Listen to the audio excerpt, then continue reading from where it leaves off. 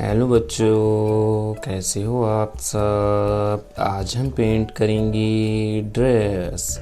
तो देखते हैं इसको पेंट करने में कौन से कलर यूज़ होंगे। Green colour, yellow colour, red colour, pink colour, sky blue colour.